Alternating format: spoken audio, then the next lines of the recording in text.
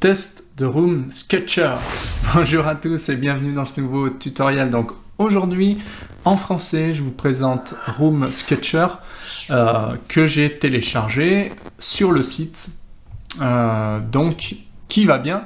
J'ai tapé Room Sketcher et j'ai réussi à créer, comme d'habitude, un identifiant avec un mail, etc. Donc je vous affiche tout de suite mon écran, le voici.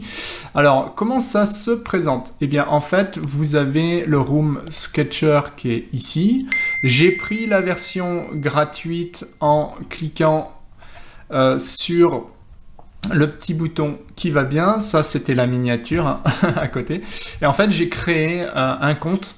Donc vous mettez un mail, vous mettez un mot de passe, vous validez le mail comme d'habitude, et là, vous pourrez cliquer sur Download for Windows, donc vous pourrez le télécharger. Une fois que c'est téléchargé, eh ben, vous n'avez plus qu'à le récupérer dans votre espace, et il vous crée, enfin vous lancez l'installation hein, de Room Sketcher, et vous tombez là-dessus. Donc il y a un petit peu des explications et ensuite une fois que j'ai passé je suis ici et il me demande en fait est-ce que je veux commencer par un projet vierge ou alors utiliser un gabarit ou utiliser voilà, gérer un ordre de plan etc. a priori qui sont dessinés pour nous. Donc moi j'aime bien tester en cliquant sur nouveau projet, donc je vais cliquer ici.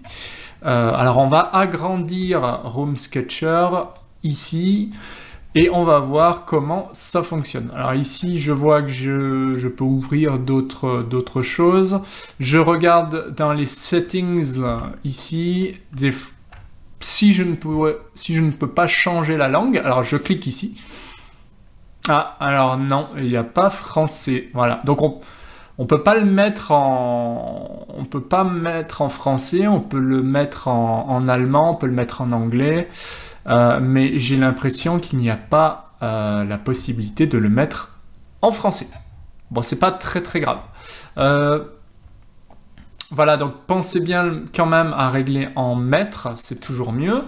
Et voilà, je vais pouvoir voir un petit peu le reste. Donc là, on a vu que c'était plutôt les settings, donc les paramètres, mais il y a aussi d'autres options qui sont disponibles, comme la création de niveaux. Hein, je peux créer différents niveaux automatiquement. Donc, nouveau projet, ça, on a fait nouveau. On pourrait faire un nouvel étage et on pourrait créer même en 3D. Enfin, prévisualiser en 3D. Donc, ce qu'on peut faire, là, je vois que je peux passer en 3D. Donc, on va voir déjà si je peux faire un niveau... Bon, on va déjà tracer des murs. Ça sera plus simple. Alors, ici, on voit qu'il y a des options. Donc, je peux faire des flèches. Je peux aussi cliquer là pour... on voit tracer, j'imagine, des murs avec une certaine épaisseur en millimètres, hein, ici. Donc 200 pour nous c'est 20 cm. Bah, d'ailleurs il est écrit ici 20 mm, hein. Enfin en millimètres, 200. Donc ici on peut changer l'épaisseur. Donc ça j'ai l'impression que ce sont les murs, ça ce sont plutôt les cloisons et ça ce sont des divisions, c'est-à-dire juste des pièces. De quoi diviser par exemple pour faire des balcons, des terrasses, des choses comme ça. Donc et ça qu'est-ce que c'est? C'est juste pour sélectionner. Voilà. Donc on va commencer à tracer des murs de 20. Donc je clique ici, un premier point. Je clique, donc je définis une distance. Je ne sais pas si je peux taper une distance, je vais essayer, mais j'ai pas l'impression que ça fonctionne. Bref, je clique pour valider. Je peux même changer l'angle. Et puis une fois que ça me va, je valide. Alors il y a une sorte de... Comment on appelle ça? Ouais, il y a une sorte d'accrochage ici, de magnétisme qui reconnaît en fait les points directement. Et on peut valider pour rejoindre.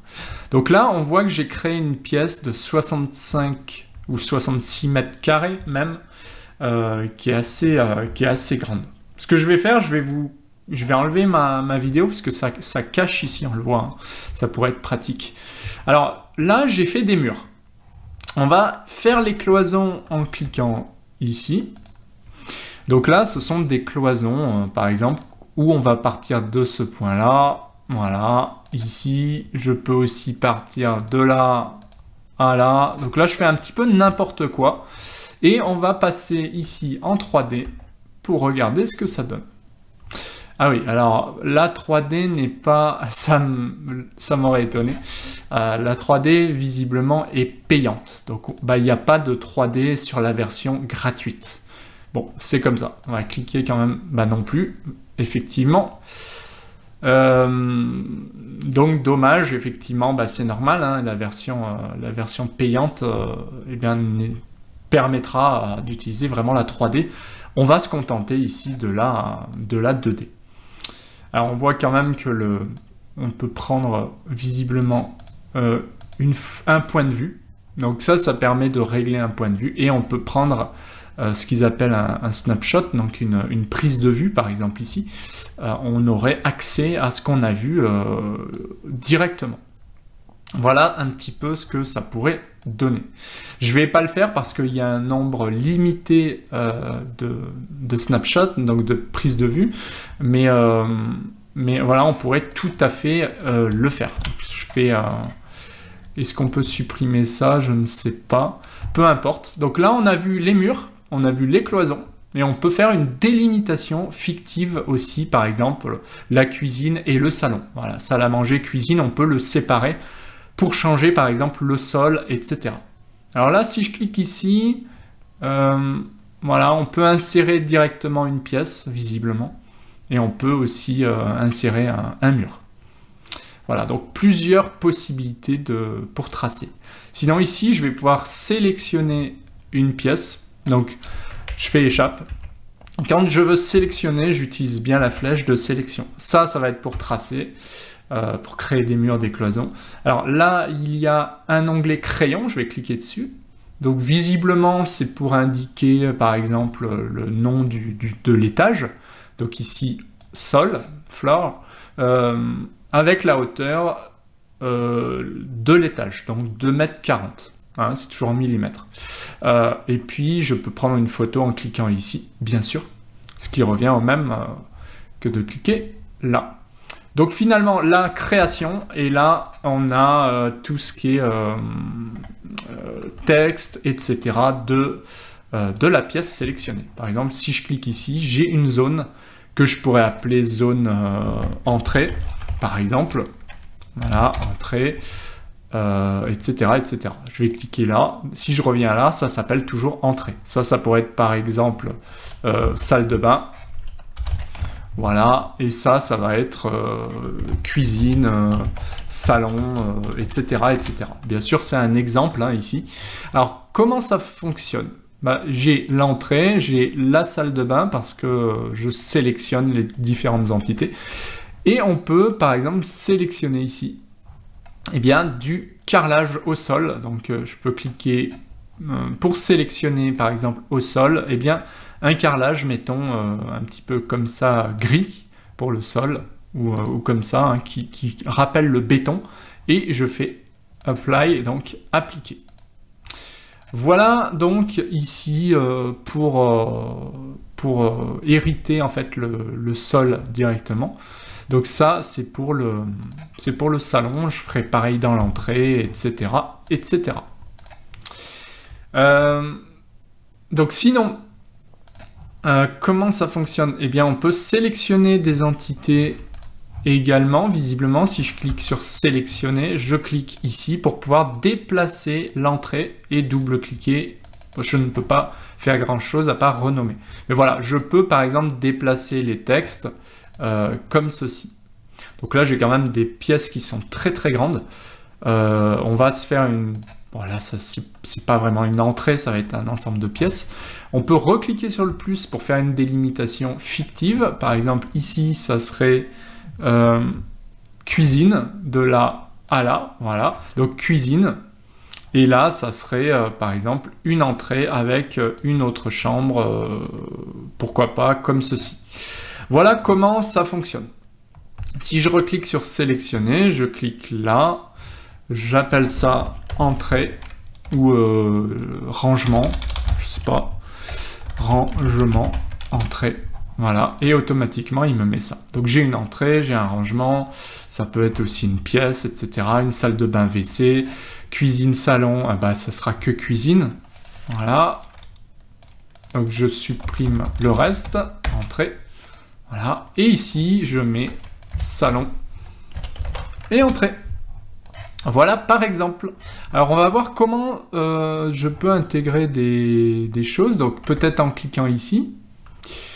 Insert Room, donc si je clique ici, est-ce que je peux cliquer? Alors là, je peux carrément intégrer des pièces, par exemple ici, et valider et créer une pièce complète facilement. Voilà, donc ça c'est assez intéressant.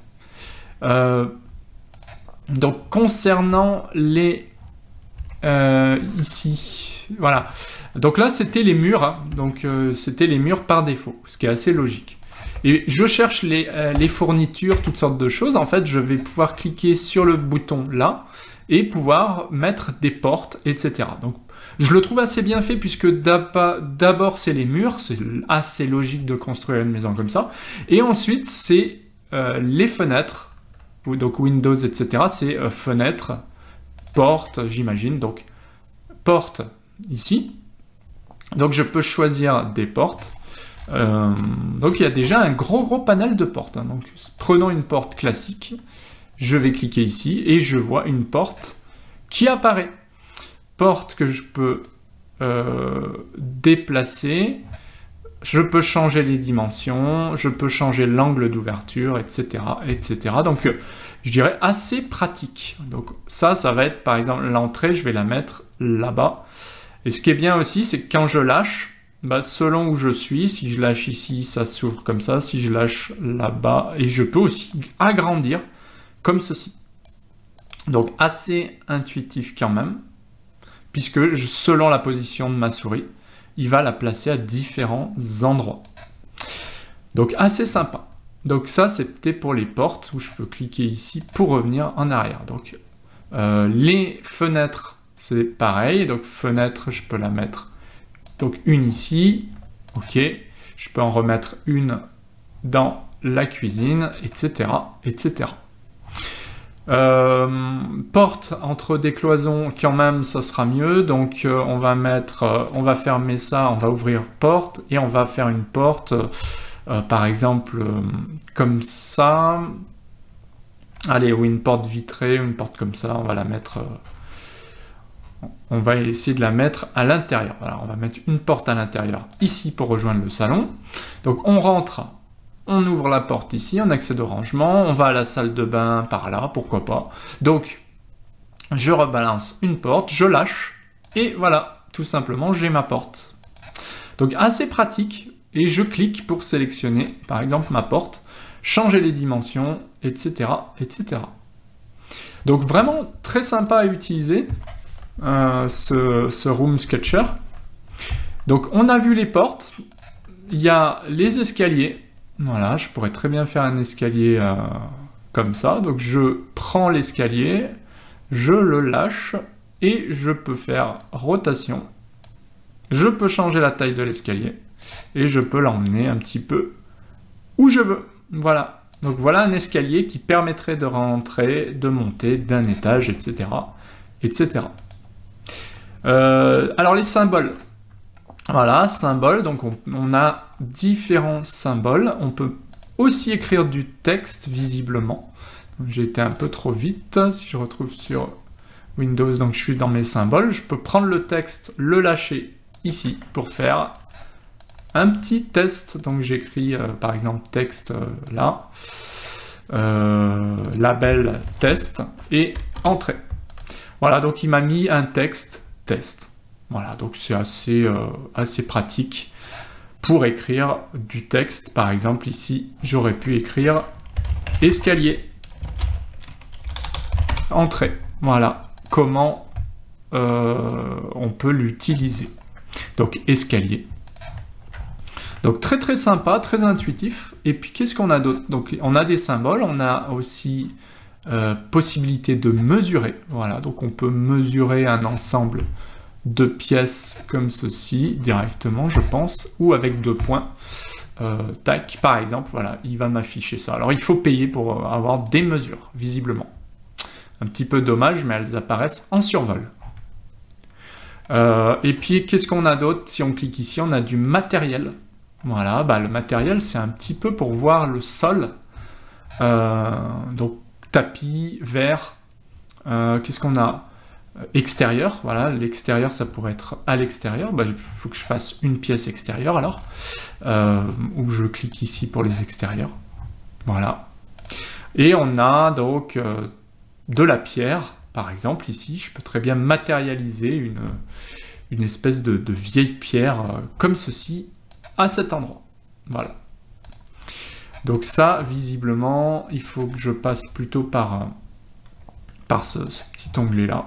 Mais bref, je pourrais hériter des objets, je pense, directement, comme ceci.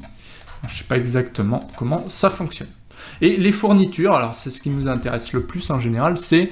Bah, ici, on va mettre, mettons, qu'est-ce que c'est que ça? Ouais, c'est, bah, ok, des baignoires comme ça, on peut mettre des choses comme ça, ici, tac, voilà, on va pouvoir décorer notre salle de bain avec les différentes fournitures, par exemple, vasque, etc., etc. Donc ça, je sais pas ce que c'est, on va essayer de mettre quelque chose comme ça, c'est assez original. Ouais, non, c'est pas top. Supr pour supprimer, et je vais remettre plutôt quelque chose comme ça.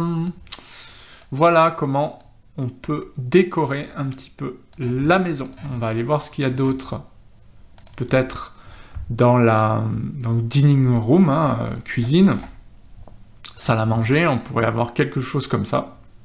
Tac. Sachant que ça pourrait être l'extérieur, par exemple, avec une porte-fenêtre, etc. Donc, à voir comment on mettra ça. Tac. Voilà comment ça fonctionne. Et on va pouvoir regarder un petit peu tous les accessoires proposés. Donc là, par exemple, pour une cuisine, bah, ça va bien. Il y a pas mal de choses. Mais voilà, ça peut être aussi juste matérialisé la cuisine comme ceci, hein. Après on peut aussi faire ça, mais je pense que c'est plutôt pour décorer la table, hein.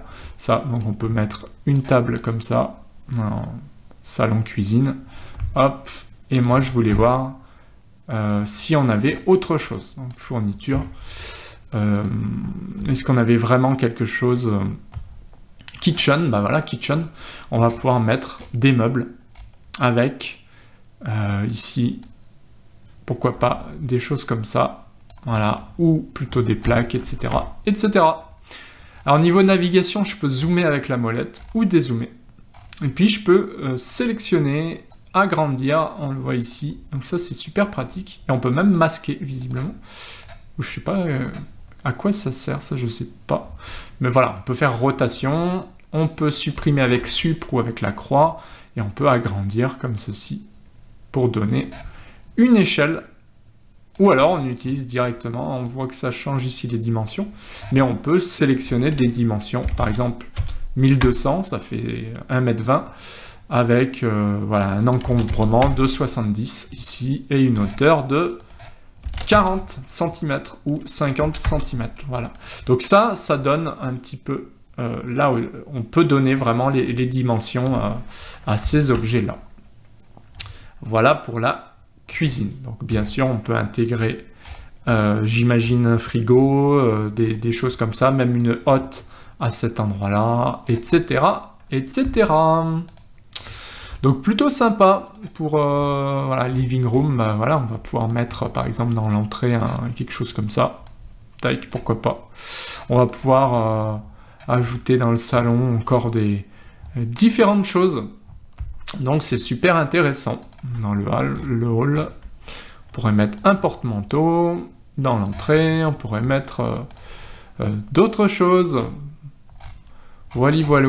Donc c'est assez sympa quand même ce Room Sketcher. Ça permet de gratuitement, si vous avez des choses rapides à faire, bah, ça permet de faire ça. Ça me fait penser à Archifacile, hein.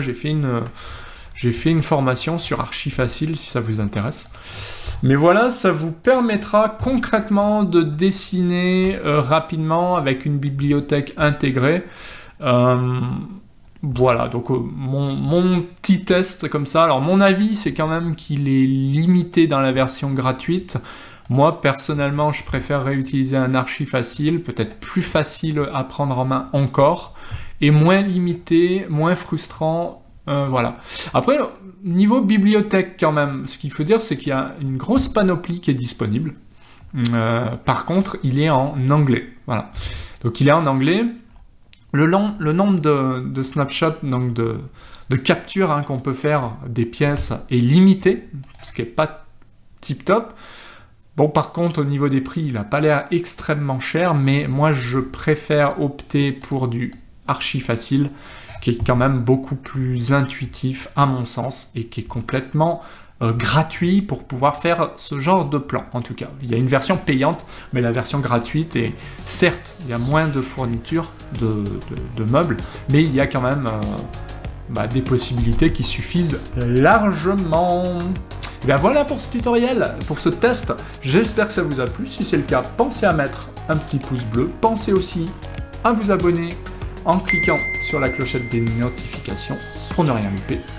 Pensez à aller faire un tour sur ma boutique et à bientôt pour d'autres vidéos. Prenez soin de vous. Bye.